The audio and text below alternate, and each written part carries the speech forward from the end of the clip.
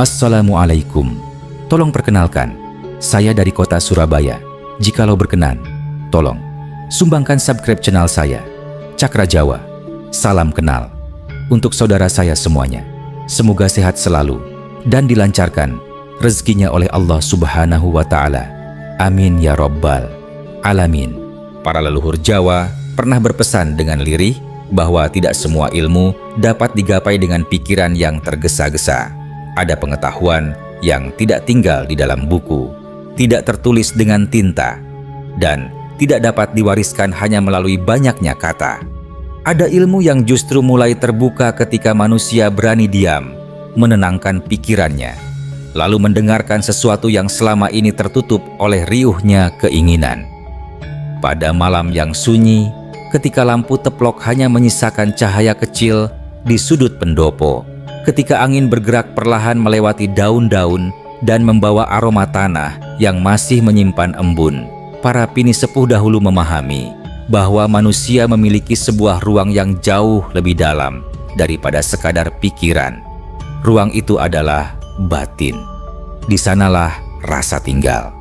Di sanalah manusia dapat mengenali dirinya sendiri sebelum mengenal dunia di luar dirinya. Namun, semakin banyak manusia mengejar jawaban, terkadang semakin jauh jawaban itu terasa. Sebab ada rahasia yang tidak dapat dipaksa untuk datang. Ia hanya mendekat kepada hati yang telah cukup tenang untuk menerimanya. Para leluhur menyebut jalan seperti ini sebagai laku. Bukan sekadar tindakan menahan makan dan minum. Bukan pula sekadar menahan keinginan tubuh. Puasa batin memiliki makna yang jauh lebih dalam. Ia adalah perjalanan perlahan untuk melihat kembali apa yang selama ini bersembunyi di dalam diri. Nafsu, pamrih, amarah, keserakahan, rasa takut, dan keinginan untuk selalu menguasai keadaan. Sebab terkadang yang paling sulit ditaklukkan bukanlah dunia di luar diri, melainkan diri sendiri. Dalam ajaran lama, seseorang yang mampu mengurangi kegaduhan di dalam batinnya dipercaya akan mulai lebih peka terhadap kehidupan. Ia tidak lagi terburu-buru mengambil keputusan. Ia belajar membedakan antara keinginan dan kebutuhan, antara ambisi dan panggilan hati, antara suara ego dan suara kesadaran. Disinilah rahasia puasa batin mulai terasa. Bukan tentang menjadi manusia yang merasa lebih sakti daripada orang lain. Bukan pula tentang mengejar sesuatu yang gaib demi kebanggaan diri. Tetapi tentang menanggalkan sedikit demi sedikit apa yang membuat batin menjadi berat. Seperti air yang menjadi jernih ketika lumpur dibiarkan mengendap, demikian pula batin manusia. Ketika pikiran tidak terus-menerus diguncang oleh keinginan, perlahan sesuatu yang lebih halus mulai terlihat. Para leluhur tidak mengajarkan semuanya dengan terang. Sebagian disimpan dalam simbol, dalam tembang, dalam kisah, dalam laku prihatin, bahkan dalam diam yang panjang. Mungkin karena mereka memahami satu hal, ilmu yang besar akan menjadi sia-sia apabila hati yang menerimanya masih dipenuhi pamrih. Maka, malam ini kita tidak sedang membuka sebuah rahasia untuk memuaskan rasa ingin tahu semata. Kita sedang membuka sebuah lawang tua dalam diri sendiri.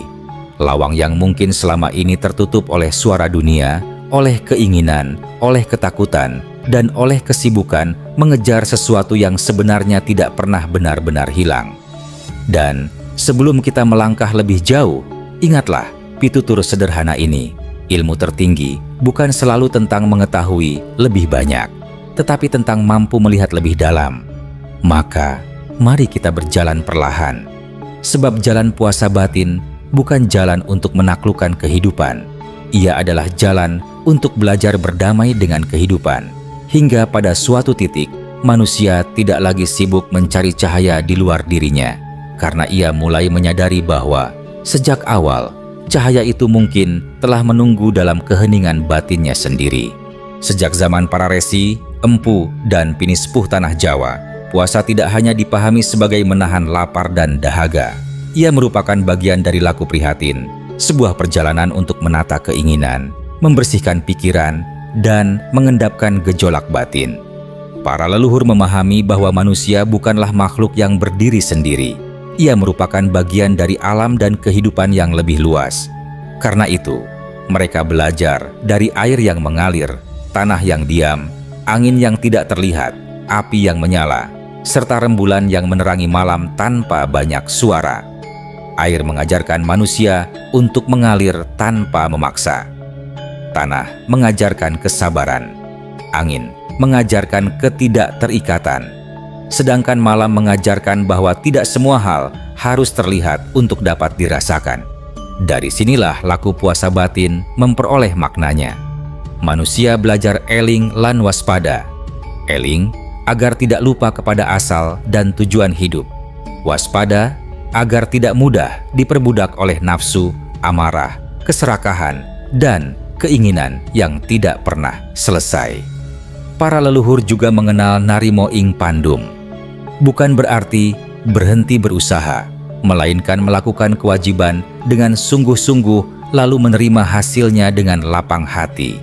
Seperti petani yang menanam benih. Ia mengolah tanah, merawat tanaman, dan menunggu musim. Namun, ia sadar bahwa hujan, angin, dan hasil panen tidak sepenuhnya berada dalam kuasanya. Begitu pula kehidupan.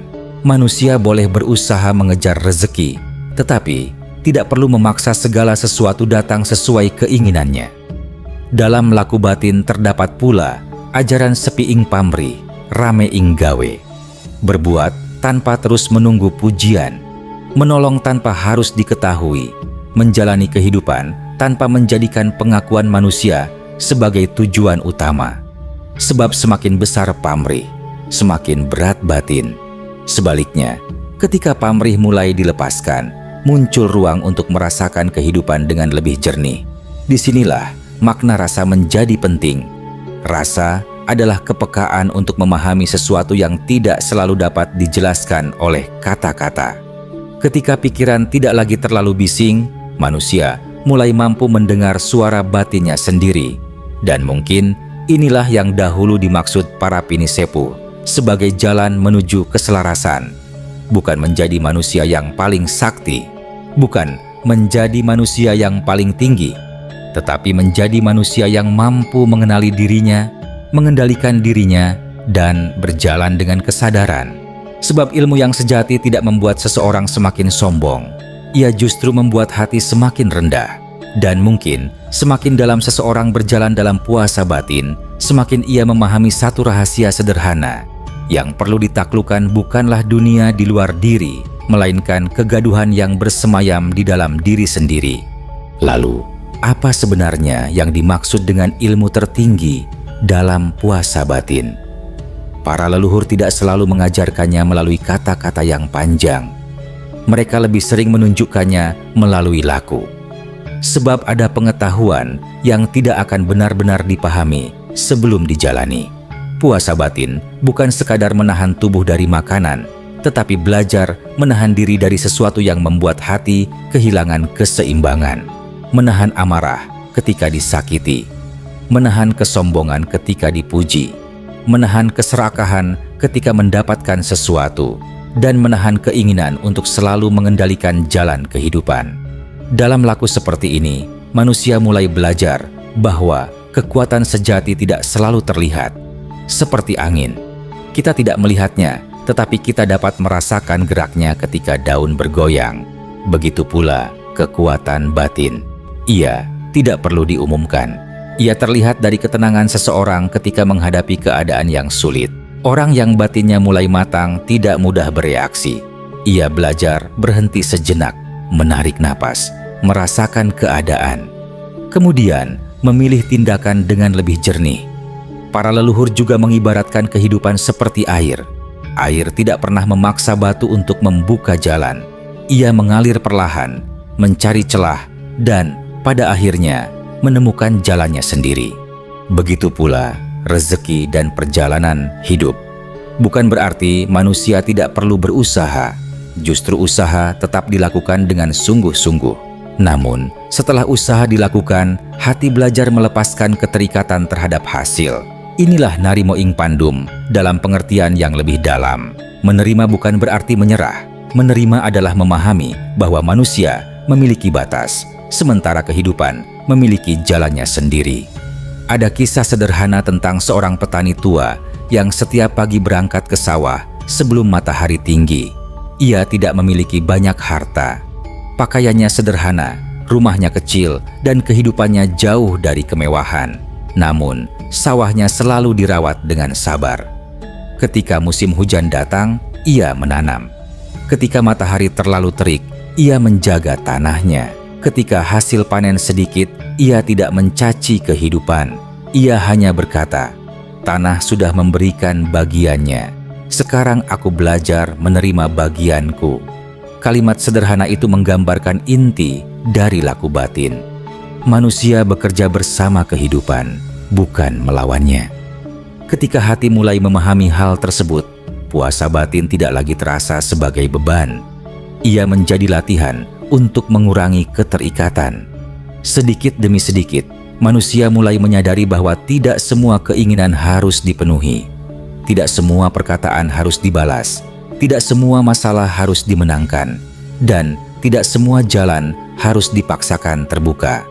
Kadang, pintu yang tertutup justru sedang mengarahkan manusia menuju jalan yang lebih sesuai. Disitulah rasa mulai tumbuh. Bukan rasa yang gaduh, tetapi rasa yang halus. Rasa yang membuat seseorang mampu berhenti ketika harus berhenti, maju ketika harus maju, dan diam ketika kata-kata justru akan memperkeruh keadaan. Mungkin inilah rahasia yang dahulu disimpan para leluhur dalam laku puasa batin. Semakin seseorang mampu menenangkan dirinya, semakin ia mampu melihat kehidupan tanpa terlalu banyak kabut keinginan. Dan ketika batin menjadi jernih, manusia mulai menemukan satu hal yang selama ini sering dicari di luar dirinya. Ketenangan. Bukan ketenangan karena semua masalah telah selesai, melainkan ketenangan karena hati tidak lagi mudah kehilangan arah ketika masalah datang. Disitulah ilmu puasa batin mulai berubah dari sekadar laku menjadi kesadaran. Dan mungkin perjalanan yang sesungguhnya baru saja dimulai. Setelah manusia belajar menenangkan keinginan dan mengendapkan gejolak batin, ia akan memasuki lapisan yang lebih dalam.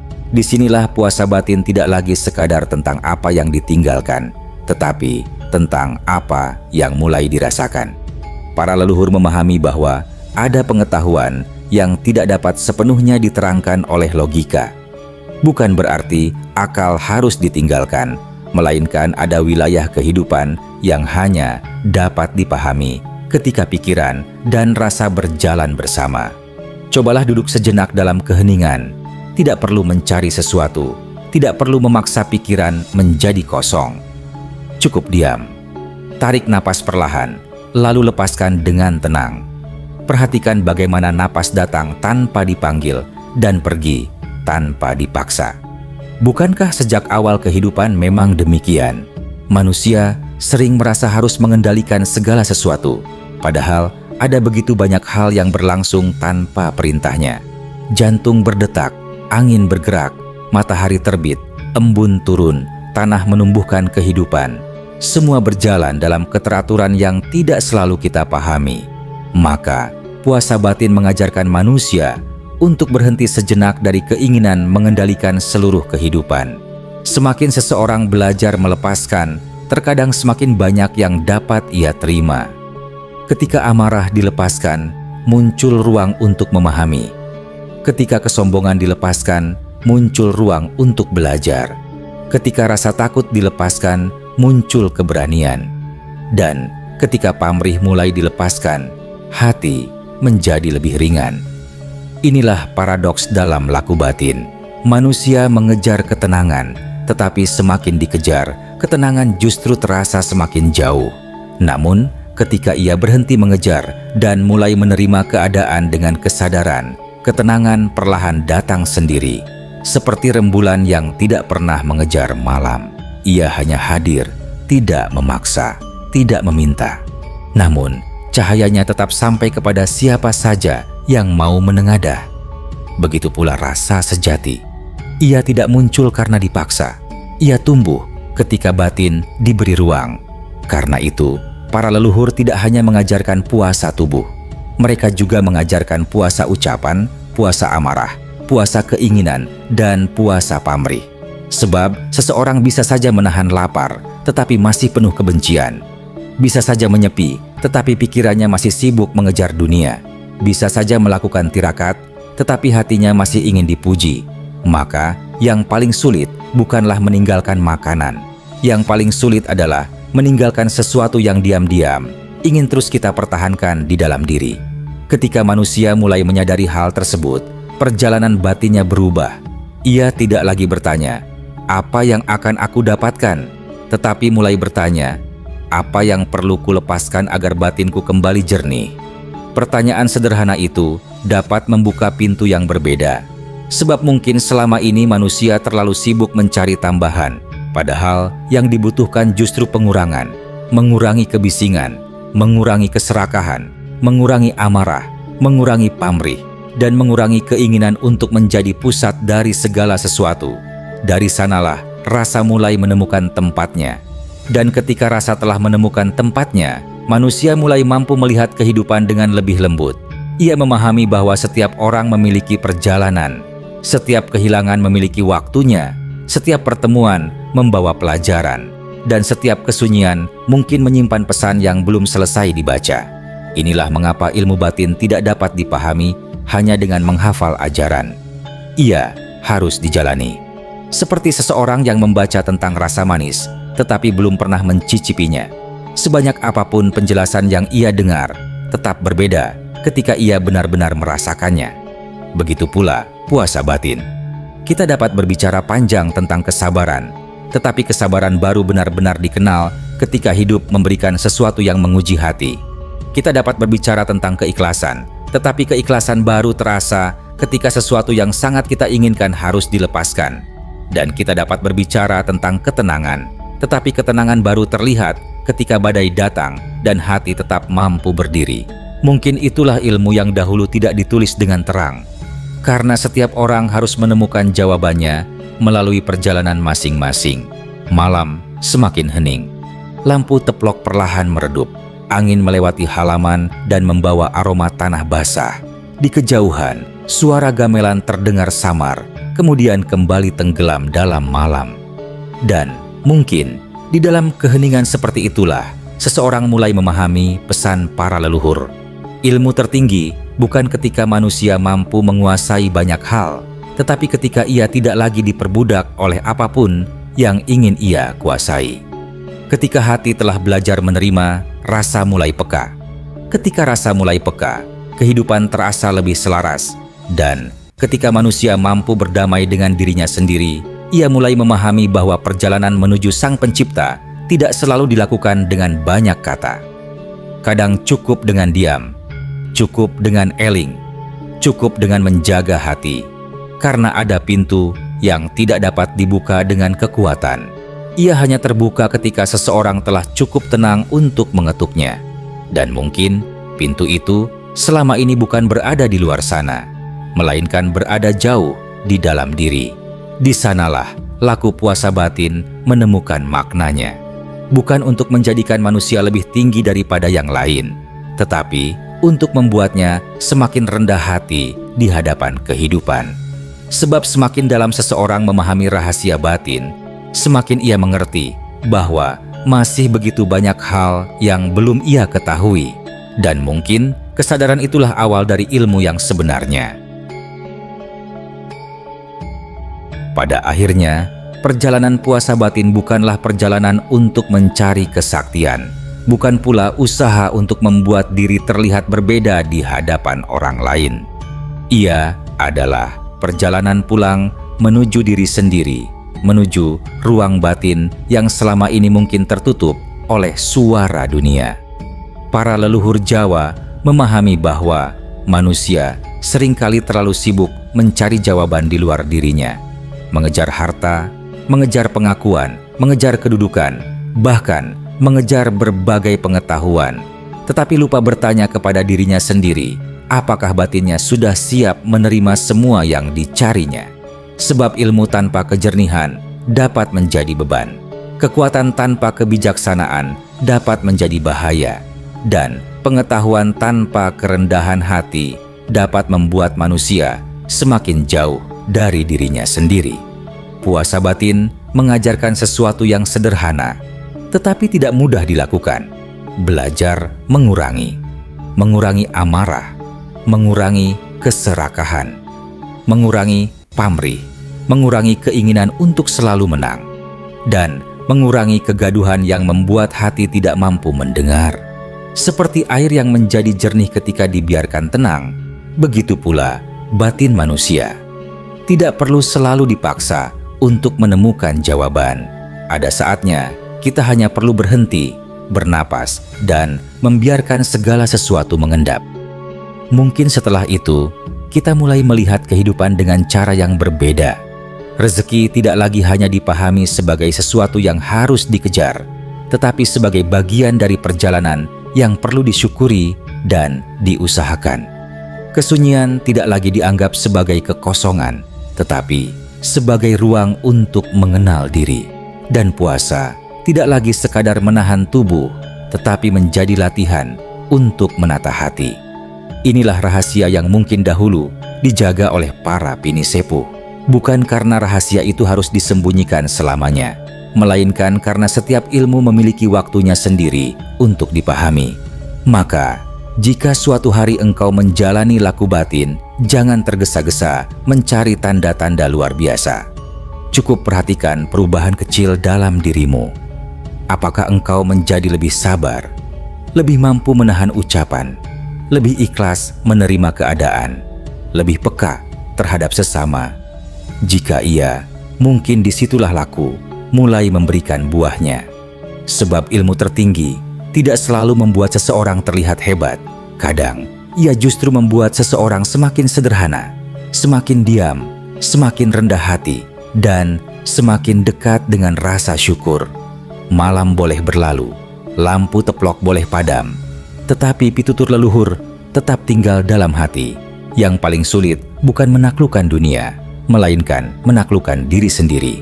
Dan ketika diri mulai tenang, mungkin saat itulah manusia perlahan menemukan jalan pulangnya.